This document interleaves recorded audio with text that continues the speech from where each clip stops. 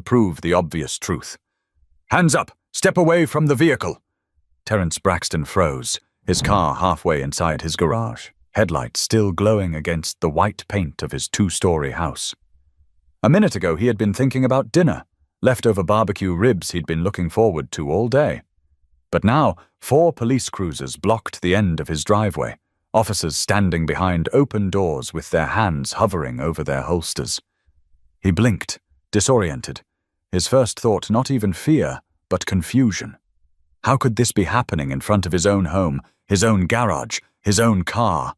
But the answer came in the form of a sharp, screeching voice cutting across the cul-de-sac. "There he is! That's him! That's the man who stole my car!" Lorraine Pritchard, his neighbor across the street, stood in her yard waving her arms like she was flagging down an airplane. Terence had barely pulled in before she stormed over, pointing at his silver Infiniti like it was some trophy she had lost at an auction. "That's my car! I just bought it this week!" she screamed, phone clutched in one hand, still connected to 911 dispatch. Terence shook his head slowly, his mouth open in disbelief. "This is my car! My car! Lorraine, what are you talking about?" She didn't hear him, or maybe she didn't care. Her voice rose higher, angrier, dripping with authority she didn't actually have. "He broke into my garage! He's a criminal! Arrest him!" Terence glanced toward his front door.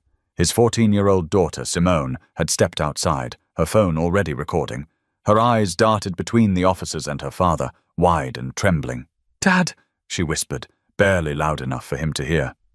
"It's okay, baby," he said softly, raising his hands just enough to show the police he wasn't a threat. He wasn't even holding his car keys anymore. They dangled in the ignition, the engine still running. "Just keep recording." The weight of the moment pressed down on him. The flashing lights reflected off the garage walls. The entire cul-de-sac had gone silent. Blinds shifting, curtains pulling back, neighbors peeking out like it was their evening entertainment. Terence forced himself to breathe. His chest was tight, his pulse pounding so hard he could hear it in his ears. This wasn't just an argument with a neighbor anymore. This was now a scene where one wrong move, one misinterpreted gesture, could spiral into something irreversible. "Sir?" One of the officers shouted. "Step away from the vehicle, hands visible at all times." Terence obeyed slowly, stepping backward from the garage. His shoes scraped against the driveway, the sound strangely loud in the tense silence. "Look at him! Look at him!" Lorraine hollered, pointing like she was calling out a suspect in a lineup. "That's my car! I just paid cash for it!" Terence couldn't hold back anymore. His voice cracked as he shouted back across the driveway. "You're out of your mind! I've had this car for years! Years! You see that license plate? That's mine! My name is on it! My registration, my insurance, everything!" Simone moved closer to him, her phone camera steady despite her shaking hands. "Dad, they're aiming at you," she whispered again. He didn't look at her. He couldn't. He knew that if he broke eye contact with the officers now, it could be seen as defiance. So he kept his hands raised and his body still, speaking only when necessary. "My wallet is in my pocket," he said clearly, his voice carrying in the night air. "I can show you my license and registration. This is my property. This is my car. I live here. You can check." Lorraine's voice didn't stop. It cut through every word like broken glass. "Don't believe him. He doesn't live here. He moved in recently. I don't care what paper he pulls out. That's my Infiniti. I bought it from CarMax on Monday." Her words dripped with certainty, like she could bend reality just by saying it enough times. Terence finally turned his head toward her, his face twisting in disbelief and something deeper. Humiliation. "Lorraine, my daughter has grown up in this house. I've been in this neighborhood for 9 years. You've waved at me. You've seen me park this car in this garage every single day. You're lying." But Lorraine only raised her phone higher and spoke louder into the receiver. "He's threatening me now. He's yelling. Please, hurry!" The officers looked from Lorraine to Terence, their hands still twitching near their holsters, the decision hanging in the air like a storm cloud about to break. And that's when Simone's voice, small but firm, cut through the noise. "My dad didn't steal anything," she said, her camera still recording. "You're making this up, and everyone watching knows it." For the first time that night, Lorraine's expression faltered. But the officers weren't convinced yet, and the night was only just beginning. The blue and red lights from the patrol cars cast long shadows across the cul-de-sac. Neighbors stood at their windows, some holding their phones, others whispering through cracked doors. What had started as a normal evening had now turned into a public stage, with Terence Braxton at the center of it. Lorraine Pritchard's voice rose even louder, frantic, urgent, the kind of tone designed to convince anyone listening that she was the victim. She paced the edge of the driveway like she owned the entire block. "He's lying! Don't you see? He's trying to trick you. This man is dangerous. He broke into my car and is pretending it's his. He's making it up as he goes along." Terence stood there, his hands still raised, his chest rising and falling in sharp breaths. He was no stranger to pressure at work. Project deadlines, corporate presentations, last-minute fixes that kept him up at night. But this wasn't a boardroom. This wasn't something that could be solved with a calm explanation and a slideshow. This was his life, his dignity, his safety. "Officer," Terence said, keeping his voice measured. "My wallet is in my back pocket. My registration and insurance are in the glove compartment. Please allow me to show you. Everything matches. This is my Infinity. It has always been mine." The closest officer, a stocky man with a shaved head, exchanged a glance with his partner. His hand hovered, uncertain, while Lorraine jabbed a finger at them. "Don't let him move. He's probably got something hidden in that car. He could have a weapon. You can't trust what he's saying." Simone, still filming, couldn't hold back. "Why are you listening to her? That's my dad. This is our car. She's lying. You know she's lying." Her voice cracked, but she didn't stop. Her phone was pointed squarely at the officers, capturing everything. Their hesitation, their doubt, their authority wavering under the weight of one woman's accusation. Terence turned his head slightly toward his daughter, his voice low and steady. "Simone, keep recording. Don't stop, no matter what happens." Lorraine scoffed, folding her arms across her chest, her mouth twisted in disdain. "Oh, please, she's just covering for him. That's what they do. That's what families like this do. They'll lie and lie until you finally realize you've been played." The words hit Terence like a punch. His jaw clenched, but he forced himself not to react. He had seen enough stories in the news, enough tragedies, to know that the wrong movement, the wrong tone, could tip this entire situation into something irreversible. "Ma'am," one of the younger officers finally said, his voice wavering. "Do you have proof of purchase? A bill of sale? Anything that shows this vehicle belongs to you?" Lorraine straightened up, smug, as if she had already won. "Of course I do. It's inside. I can get it. But why should I, when he's standing there with his lies? You should cuff him now before he runs. If you let him grab that paperwork, he'll fake it. People like him always know how to fake things." Terence exhaled sharply through his nose, his patience thinning. He looked directly at the officers. "With all due respect, I have everything you need right here, right now. You don't have to take her word. You don't have to guess. It's in my glove compartment. And if you let me reach into my wallet carefully, you'll see my driver's license with this address. This is my home. This is my car. Please, let me show you." The older officer raised his hand, signaling for silence. "Sir, we'll retrieve your wallet ourselves. Slowly tell me where it is." Terence nodded, relief flickering for the first time. "Back pocket, right side."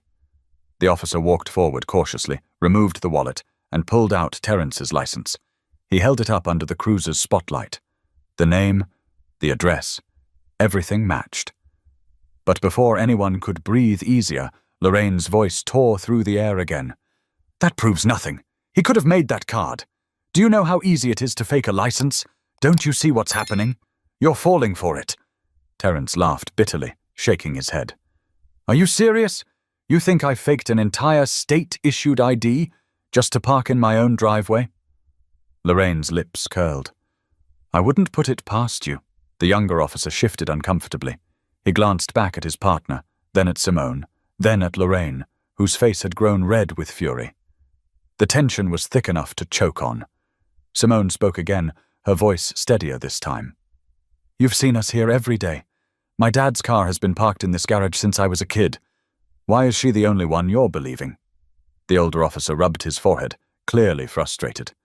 "We're not here to take sides. We're here to sort this out." But the truth was, Lorraine's constant shouting, her absolute conviction, had already shaped the night.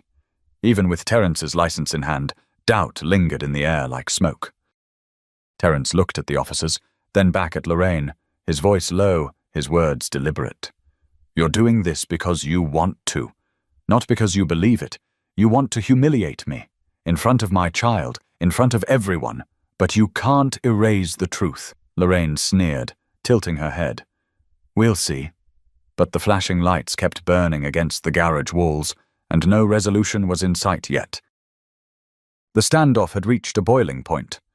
Terrence stood on his driveway, palms still visible, his chest tightening with every passing second. The neighborhood looked like a stage lit for a play he never auditioned for. Cruisers lined the curb, lights bouncing off the garage door, neighbors whispering in shadows. What should have been a simple moment of arriving home now looked like the climax of a crime drama. One of the officers, the older one with the shaved head, motioned for another to check the vehicle. "Keys in the ignition?" "Yes," Terrence answered quickly, his eyes never leaving the barrel of the flashlight pointed at his chest. The younger officer approached cautiously, leaning into the Infinity. He retrieved the registration from the glove compartment, holding it under the beam of the cruiser's spotlight. His lips moved as he read, his brows pinching tighter the further he went down the page. Terrence swallowed hard. He wanted to say, "See? That's mine. I told you so." But Lorraine's shrill voice crashed through the moment before he could even breathe relief. "He probably forged that too. Don't you get it? This is his game. He wants to trick people into thinking he belongs here." Simone, filming every word, muttered under her breath, but loud enough for her camera to capture. "She's lying. Everybody can see it." The younger officer stepped back toward his partner. "Name matches the license. VIN matches the plate. Insurance is valid. Everything checks." The shaved-head officer didn't relax. He looked from the papers in his partner's hand back to Lorraine, whose face burned red beneath the streetlights. "That can't be right," Lorraine shouted, clutching her phone tighter. "I told you I just bought that car. Are you saying I imagined it? I have paperwork inside. Just give me a second to get it." "Ma'am," the officer said firmly, "we can't have you leaving the scene right now. If you have documents, you can bring them out with an escort. But until then, the records here show this vehicle belongs to Mr. Braxton." Terrence exhaled slowly, a tiny sliver of relief slipping through his exhaustion. But he knew better than to let his guard down. He could still feel the weight of suspicion pressing on him, see the doubt that hadn't quite faded from the officers' faces. Lorraine stomped her foot against the pavement like a child denied a toy. "You're making a mistake. If you let him go, you'll regret it. You'll see." The crowd of neighbors had grown by now. A couple stood at the end of their driveway, arms folded, whispering. Another leaned against his porch rail, shaking his head. Someone else muttered, "This is getting ridiculous." Terrence's voice cut through, sharp and unyielding. "Do you hear yourself, Lorraine? You're accusing me of stealing a car I've driven every day for the past 6 years, a car you've waved at me in, a car my daughter has sat in on her way to school since she was 8? And you're still standing there screaming, 'It's yours?'" Lorraine didn't blink. Her lips curled into a cold smile. "You're clever with your words, but that doesn't change the fact that I know what I bought. You can trick everyone else, but you won't trick me." Simone lowered her phone for a second, staring at her father. "She's not going to stop, Dad. She's going to keep yelling until something bad happens." Terrence gave her a quick glance, his voice steady. "That's why you don't stop recording. People need to see this." The officers, still positioned between him and the cruisers, seemed caught in a tug-of-war. Procedure had been followed, the documents were valid, but Lorraine's certainty was like static in the air, gnawing at their confidence. "Sir?" one of them finally said. "For now, we need to confirm this through dispatch. We'll run the VIN against DMV records. Please remain where you are." Terrence's jaw tightened, but he nodded. "Do what you need to do. I'm not going anywhere. This is my home." Lorraine scoffed. "Your home? Please, you don't belong here. You never did. Everyone knows it." The words landed heavy, cutting deeper than Terrence expected. He'd worked for years to buy this house, to give Simone stability, to prove, to himself, if no one else, that he could build a life his parents once only dreamed about. And in a single evening, his neighbor had stripped all of it down to an accusation shouted across the lawn. "Dispatch confirms vehicle ownership to a Terence Braxton." The radio finally crackled. The words were clear. Final. For a heartbeat, silence followed. Then Lorraine shrieked, "They've been tricked! You don't understand! He's lying! I know he is!" The neighbors watching began to murmur louder now, their faces registering disbelief, irritation, some even disgust. One man muttered, "She's lost it." Terence shook his head, muttering under his breath, "This is insane." Simone, her phone steady again, whispered, "They know now, Dad. They have to believe you now." But Lorraine wasn't backing down. She stepped closer to the officers, her face inches from theirs. "If you don't arrest him, you're letting a thief get away, and that's on you." The officer raised a hand. "Ma'am, step back." "I won't. You're not doing your jobs. You're protecting a criminal." But even with the truth confirmed, Lorraine's voice kept feeding doubt into the night, and the conflict was far from over. The words from dispatch should have ended everything. Registered to Terence Braxton. Clear.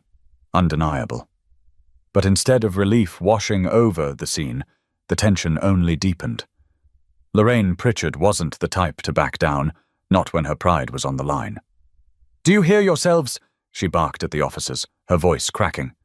"You're taking his word over mine? You think a system that can be hacked, that can be faked, is more trustworthy than me standing here telling you what I bought with my own money?" The officers exchanged uneasy glances, but Terence had heard enough. His patience had been tested all night, stretched thin by humiliation and fear. Now he felt anger rising, not reckless anger, but the kind that came from being treated like a liar in your own front yard. He lowered his hands slowly, still cautious, and spoke with deliberate clarity. "Ma'am, you don't own this car. You never did. Look at the VIN number, look at the registration, look at my license. It all matches. You can scream all you want, but the truth isn't going to change." Lorraine snapped her head toward him, her eyes narrowing. "Don't you talk to me like that. You think you can just pull some papers out of a glove box and that makes you the owner? That's what thieves do.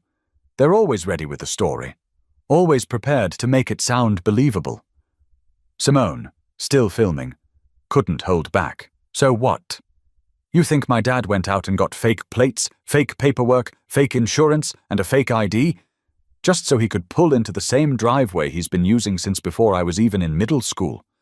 Lorraine waved dismissively at her. "Sweetheart, you don't understand how the world works. He's fooling you too." Terence's chest tightened at her words.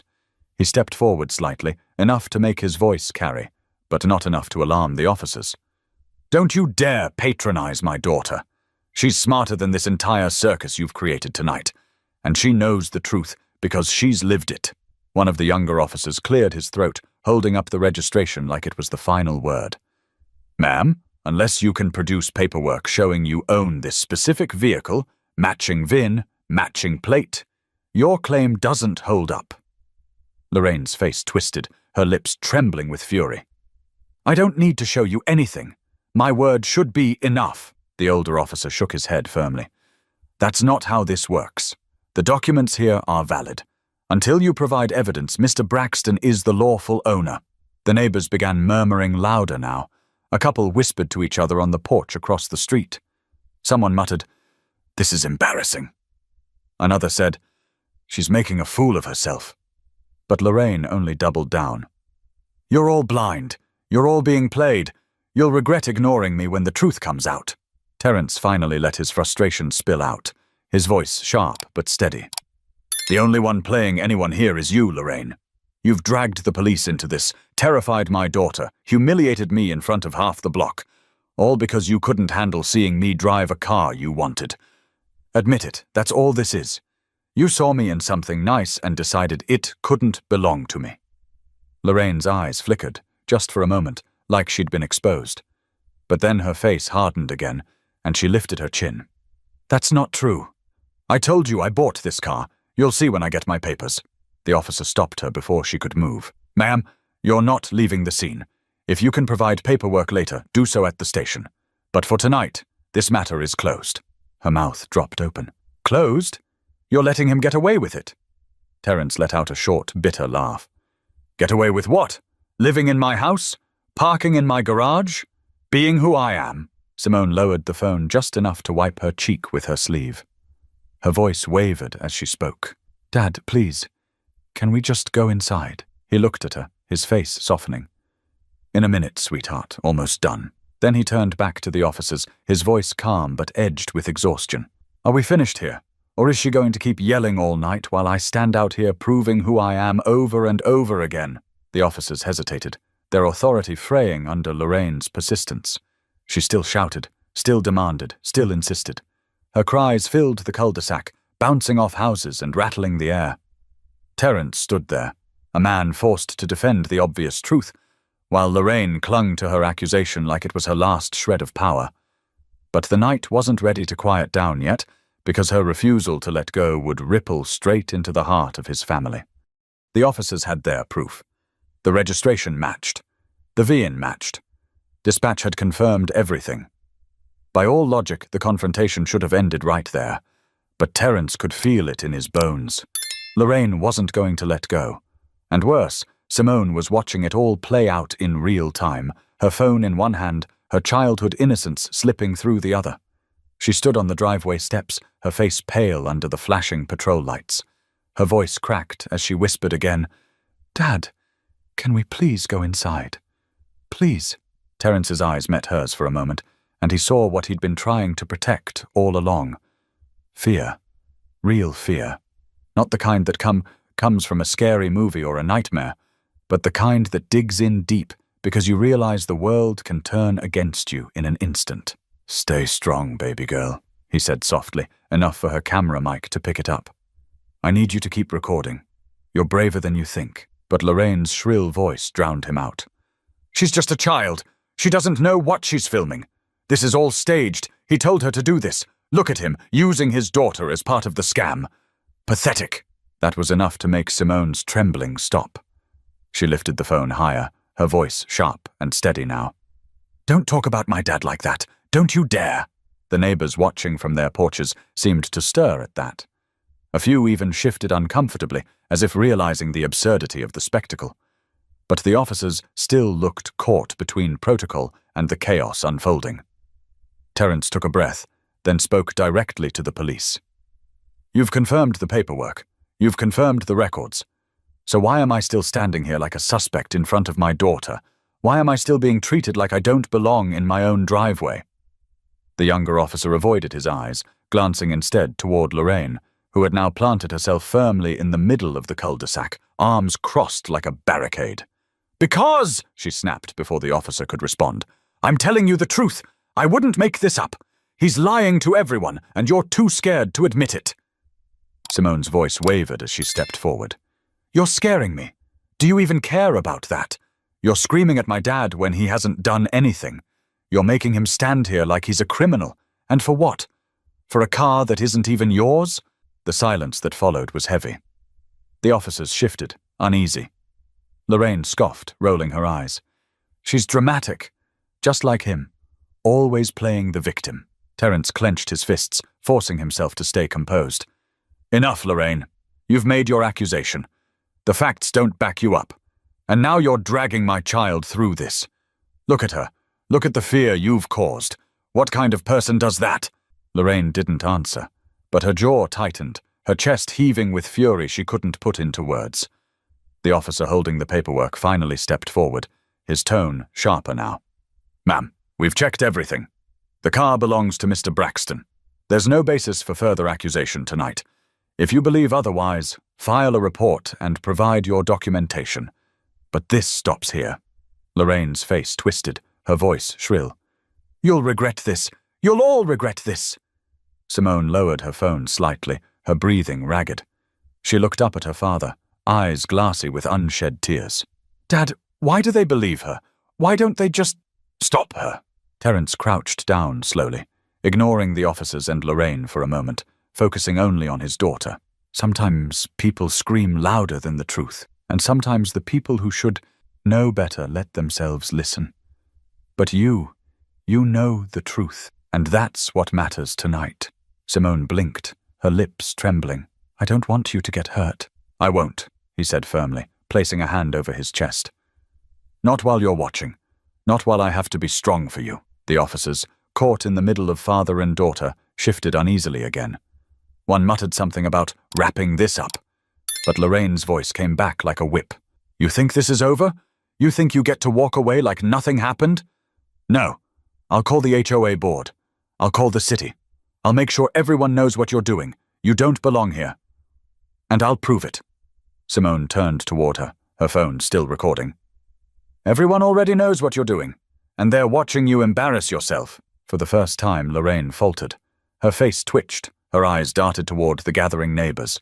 The murmurs grew louder, some shaking their heads, others muttering words like, "Enough already!" and "Let it go!" Terence rose back to his feet, his voice calm but cold. You can scream all night, Lorraine, but the truth is already out there, and it's not going anywhere.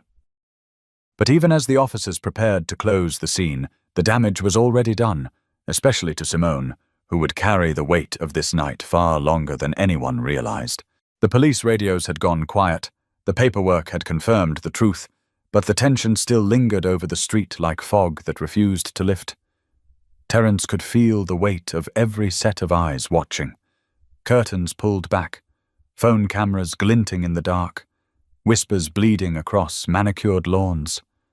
Lorraine wasn't backing down, and neither was he.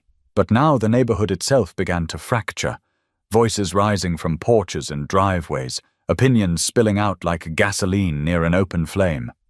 From across the street, a woman in a blue cardigan called out, "Lorraine, that's enough! We've all seen Terence with that car for years. You're embarrassing yourself." Lorraine whipped around, pointing a finger at her. "Oh, of course you'd take his side. You've never liked me. You'd say anything to make me look bad." The woman folded her arms. "You're doing a fine job of that all by yourself." A man 2 houses down stepped off his porch, his voice louder, angrier. "No, hold on. Maybe Lorraine's right. You can fake paperwork these days. You can buy anything online. I've seen it. Maybe she really did buy the car." Terence turned his head toward the man, his voice firm but tired. "You've watched me drive this car into this garage every single morning before work. You've waved at me. And now, suddenly, you think it's stolen." The man shrugged defensively. "I'm just saying. It's possible. Possible doesn't mean true." Terence shot back. The crowd shifted again. Another neighbor, a younger woman with a stroller parked by her gate, spoke softly but clearly. "I don't think it's about the car. I think Lorraine just doesn't want him here." A ripple went through the group, some nodding, some shaking their heads. Lorraine's face twisted, her voice breaking into a screech. "Don't you dare accuse me of that! This has nothing to do with him. This is about my property being stolen!" Simone lifted her phone higher, her voice steady again. "Your property. That's our car. And you know it." The murmurs swelled. One older man muttered to his wife, "This is going to tear the neighborhood apart." Another shook his head and said louder, "It already has." The officers, still caught in the crossfire, raised their hands for calm, but the shouting only grew louder. "Lorraine's always been like this," someone shouted. "She's standing up for what she believes in," another fired back. "Standing up? She's accusing an innocent man of stealing." "You don't know she's wrong." Terence could feel his chest tightening again, not just from the accusations, but from the reality of what this meant.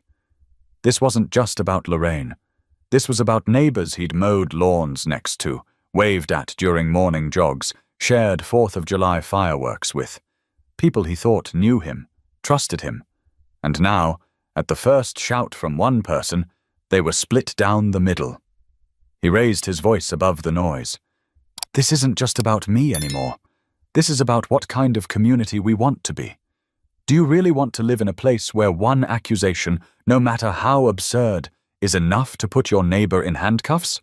The woman in the cardigan spoke again. "He's right. If it can happen to him, it can happen to any of us." Lorraine threw her hands up. "Don't be ridiculous. I'm protecting all of you. What if he had stolen it? What if he was dangerous? You'd be thanking me." Simone's voice cracked as she shouted back, "You put guns in my dad's face. How is that protecting anyone?" The cul-de-sac fell quiet for a moment. her words slicing through the noise. Even the officers paused, their eyes flicking between the girl and her father. Lorraine's lips parted, but nothing came out. For once, her voice failed her. Then another neighbor, the man leaning against his porch rail, spoke. His tone was calm, almost weary. "Lorraine, it's over. He proved it's his. You need to stop." She spun on him, desperate. "You're blind, all of you. You don't understand what's at stake." But her words rang hollow now. Too many people had seen too much. Terence straightened, his voice clear and unwavering. "This community has a choice tonight. You can believe the facts, or you can let paranoia run this neighborhood. But either way, I'm done standing here defending myself to people who already know the truth." Simone stepped closer, gripping his arm. Her phone was still rolling, catching every face, every word. The officers finally spoke with authority. "That's enough. Everyone back inside. This incident is documented. If there are further complaints, they'll be handled formally. Tonight, it ends here." But even as neighbors reluctantly retreated, muttering to each other, Terence knew it wasn't over. He could see it in Lorraine's eyes, blazing with humiliation and fury, and he could hear it in the divided voices still echoing across the street. The crowd had thinned. A few porch lights clicked off, neighbors retreating into their homes, but the tension clung to the street like humidity after a storm. The police officers began walking toward their cruisers, clearly ready to close the report. For most people, that would have been the end.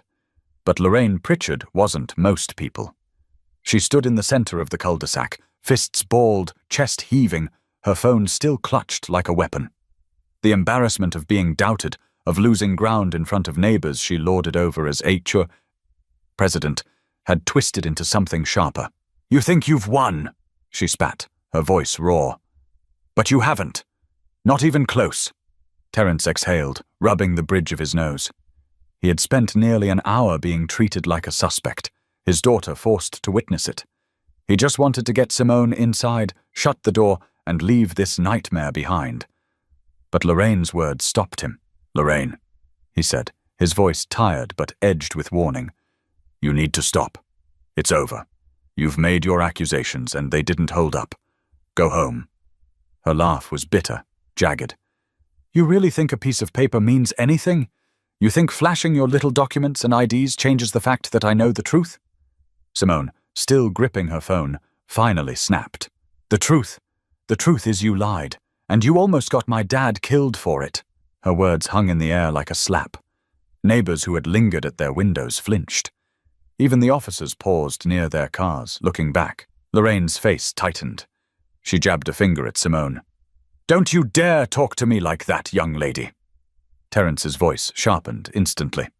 "You leave my daughter out of this. You've already done enough damage tonight." The older officer stepped forward again, irritation showing now. "Ma'am, we've confirmed everything.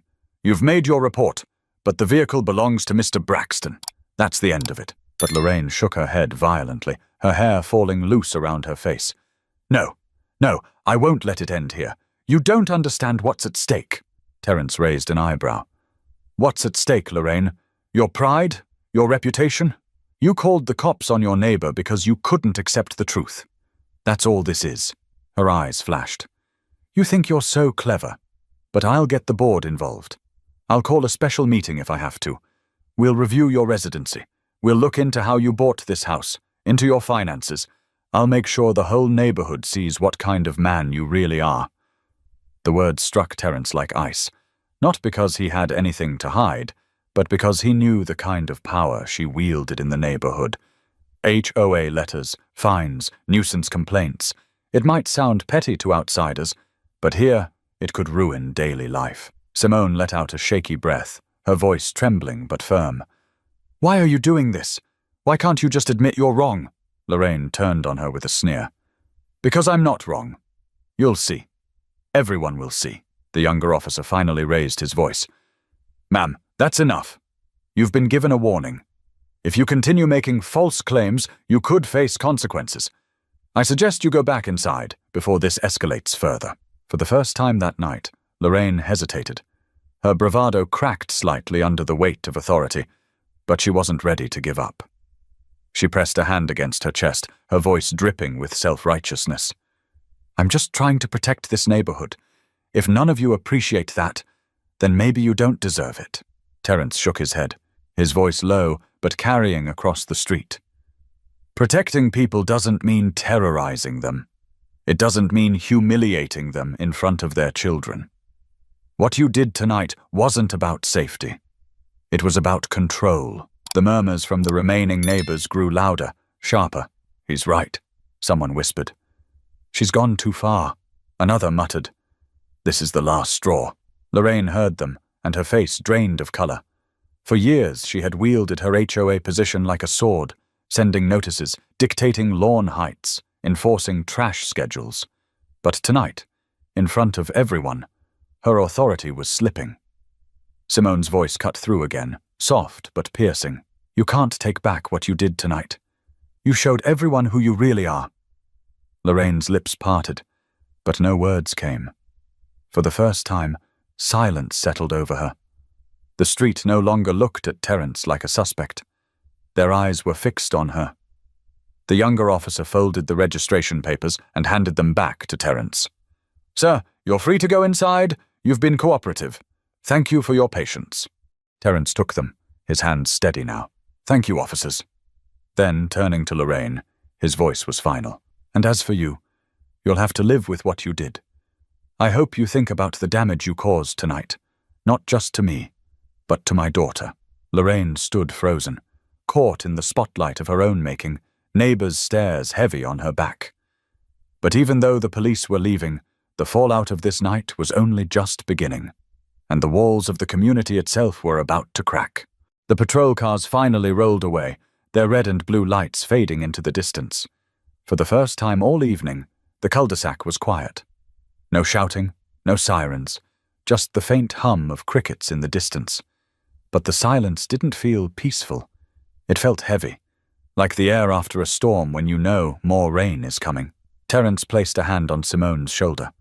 Come on, baby girl. Let's go inside.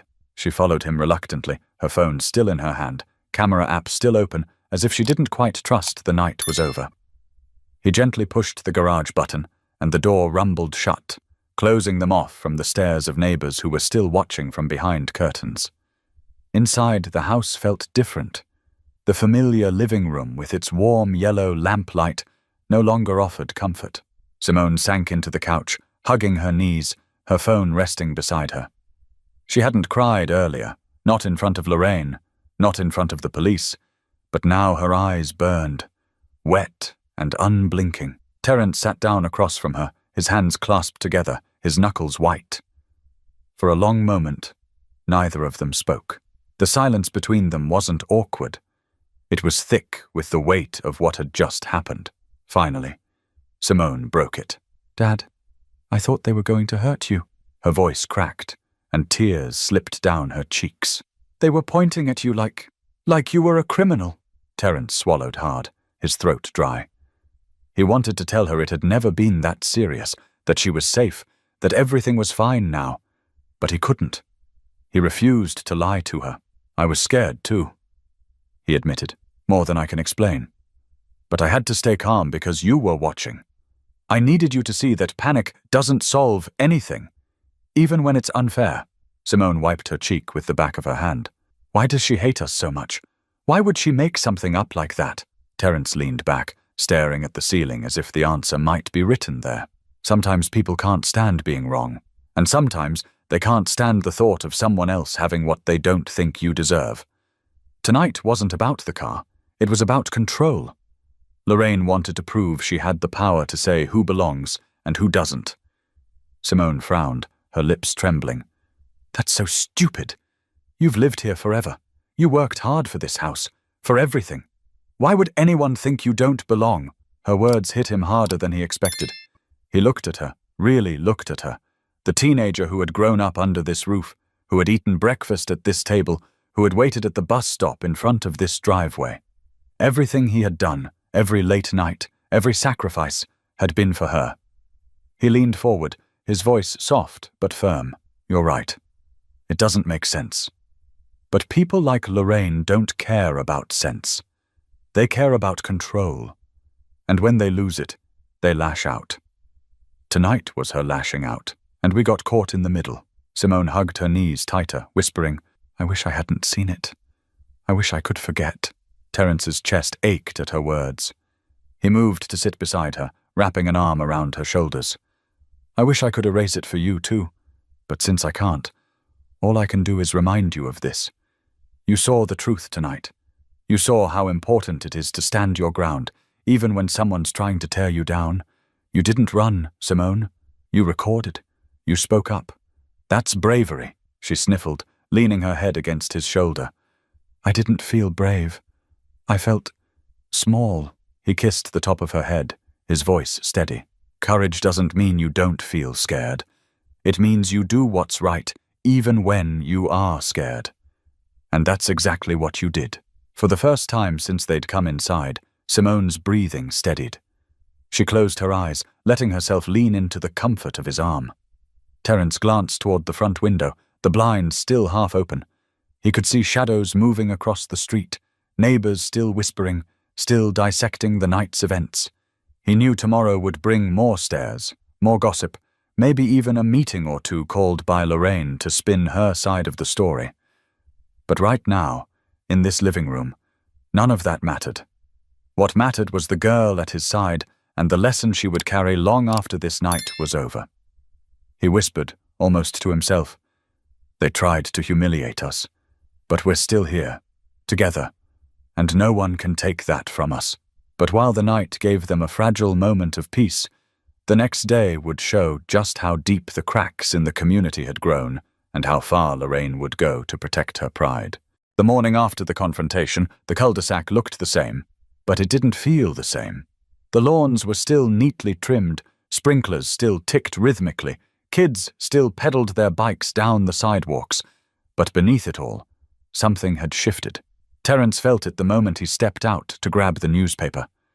Eyes lingered longer than usual. Neighbors who once waved now only offered tight nods. Conversation stopped abruptly when he walked by. The comfort of routine had been replaced with something fragile and suspicious. By mid-morning, the neighborhood Facebook group exploded. Simone showed him the posts on her phone, her brows furrowed. At the top of the feed was Lorraine's post, all caps, long paragraphs filled with claims that she'd been ignored by authorities and gaslit by her own neighbors. She insisted Terence had produced suspicious paperwork and hinted that she would be taking legal steps to prove her ownership of the Infinity. The comments told the real story. "Lorraine, you're embarrassing yourself. You need to apologize to Terence.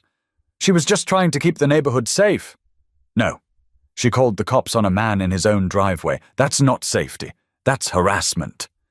The thread grew longer by the minute, neighbors taking sides, old grievances surfacing.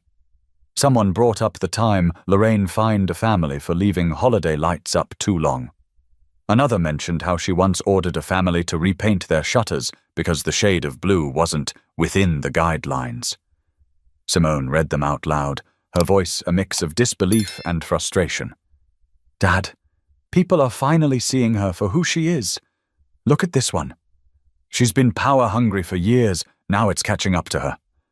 Terence sighed, rubbing his temple. "It doesn't undo what she did to us last night." "I know," Simone admitted softly, "but at least people are standing up now. It's not just us." That afternoon, a neighbor knocked on the door. It was the woman in the blue cardigan, the same one who had spoken up against Lorraine during the incident. She held a plate of muffins awkwardly, her face a mix of apology and concern. "I just wanted to say," she began, "I'm sorry you went through that. It was wrong, and it wasn't the first time Lorraine has gone too far.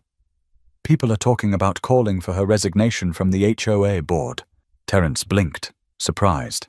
"Resignation?" The woman nodded. "She's alienated enough of us that it's possible. Last night crossed a line. Too many people saw it." Simone's eyes lit up with a flicker of hope. "Do you really think it could happen?" The woman gave a small smile. "We'll see. But don't think you're alone in this. People are with you, even if not everyone says it out loud." After she left, Simone turned to her dad. "See, something good might come out of this. Maybe she won't be able to hurt anyone else." Terence wanted to believe it. But as the hours passed, Lorraine doubled down online. She posted again and again, long rants, screenshots of text messages with board members, claims that she was being silenced. Her words grew more frantic, less coherent, but some neighbors still defended her, insisting she had been misunderstood. By evening, the Facebook group had become a battlefield. Arguments raged in the comments. People unfriended each other over disagreements. A few suggested calling a town hall meeting to address the incident. Simone scrolled through it all, shaking her head. It's like the neighborhood split in half overnight. Some people get it. Some people are still making excuses for her. Terence put a hand on her shoulder. That's what happens when people are forced to choose between comfort and truth. Some will always pick comfort. It's easier. She looked at him, her voice quiet. What about us? He smiled faintly, though the weight in his chest remained.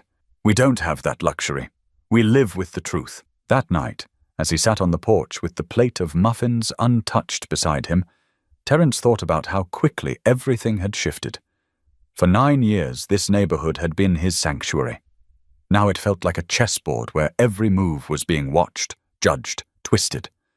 Across the street, Lorraine's blinds were wide open, her figure pacing back and forth. She stopped occasionally to peer outside, as if daring him to look back. Simone joined him, sitting cross-legged on the porch steps. Do you think she'll stop? She asked. Terence shook his head slowly. No. Not until she feels like she's won something. And the problem is, people like her never think they've won. They always need more. Simone leaned her head against his arm. Then what do we do? He stared across the street, at the house that had become the source of so much chaos. We keep living. We keep standing up for ourselves. And we make sure people don't forget what happened. That's how you fight lies, by refusing to let them bury the truth. But Lorraine wasn't finished, and the pressure she felt from the community would only push her to go further, no matter who she hurt next. The following week felt like walking across cracked glass. Every step was careful, every glance uncertain. The neighborhood wasn't the same anymore. There were quiet alliances being formed, silent lines being drawn. For Terence, each day meant pretending things were normal while living under the shadow of what had happened. Simone returned from school one afternoon with her shoulders slumped, her face pale. She dropped her backpack by the door and sank into the couch without a word. Terence sat beside her, sensing something heavy. What's wrong? He asked. She hesitated, twisting her fingers together. Kids were talking about us today. Someone's mom must have told them. They said you almost got arrested for stealing your own car. Her voice cracked at the last words, like saying them out loud made them sharper. Terence's chest tightened. He wanted to rage at the unfairness of it, but he took her hand instead. People love stories more than facts. They'll repeat whatever they hear, even if it isn't true. That doesn't mean we let it define us. Simone's eyes filled. It's not fair. I don't want people to look at me like that. Like I'm part of some scandal. He pulled her close, wrapping an arm around her shoulders.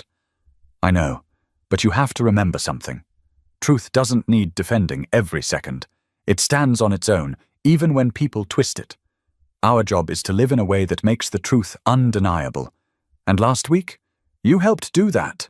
She looked up, her brow furrowed. How?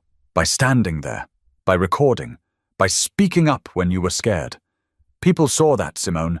You showed more courage than most adults do in their lifetime. That's what people will remember, even if it takes time. Simone let out a shaky laugh. I didn't feel brave. Bravery rarely feels like bravery in the moment. Terence replied gently. That evening, the HOA board sent out an email announcing a special meeting. It didn't name Lorraine directly, but the subject line read, Discussion of Leadership Conduct. It was clear to everyone what that meant. Neighbors gathered in the clubhouse 2 nights later, folding chairs lined in rows, a buzzing tension in the air. Terence didn't want to go, but Simone insisted. They need to see us, she said firmly. They need to see we're not hiding. When they arrived, whispers followed them, but not the same whispers as before. These were softer, almost apologetic. A few neighbors even stopped them to offer kind words. We're with you, one woman said. You didn't deserve what happened. The board meeting was tense. Lorraine arrived late, clutching a thick folder of papers, her face set in stone. She tried to speak, launching into the same accusations, the same insistence that she had been protecting the community. But this time, the room wasn't buying it. One neighbor stood up. "You lied. You humiliated a man in front of his child. You endangered him. That's not leadership. That's abuse of power." Another added, "We've all seen Terence with that car for years. What you did wasn't about safety. It was about control. And it stops tonight." Lorraine tried to argue, tried to shout them down, but the more she spoke, the more isolated she became. The very authority she had clung to for so long slipped from her hands. By the end of the night, a vote was called. The majority sided against her. She was removed as HOA president. Simone squeezed her father's hand so tightly it hurt. She whispered, "She can't hurt us anymore." Terence didn't smile, but he nodded. She hurt herself. "We just told the truth." When they returned home, the house finally felt lighter. For the first time since that night in the driveway, Terence believed they could breathe. But he also knew the scars would linger. On Simone, on himself, on the entire neighborhood that had been forced to confront where blind loyalty and prejudice could lead. He stood at the window later that night, looking out at the cul-de-sac. Lorraine's house was dark, curtains pulled tight. For years she had been the loudest voice on the street, but now silence wrapped around her home. Terence whispered to himself, almost like a vow. No one should ever have to prove their humanity like that. The lesson was clear. Pride, unchecked, can destroy reputations, friendships, even communities. But truth has a way of standing tall, even when shouted down. And courage isn't always loud. It can be a teenage girl holding a phone steady while her world shakes. So if there's anything to carry from this story, it's this. Stand by the truth, even when it's uncomfortable, even when it's dangerous, because lies only win when silence protects them. And to you, the viewer, never underestimate the power of speaking up, of standing beside those who are unfairly targeted. Your voice can be the one that tips the balance toward justice. If you want more stories like this, stories that remind us what's at stake when pride, power, and prejudice collide, make sure to subscribe. Because the more we talk about these moments, the harder it becomes for them to happen again. The night in that driveway may be over, but the lesson remains. Truth matters, courage matters, and silence only feeds injustice.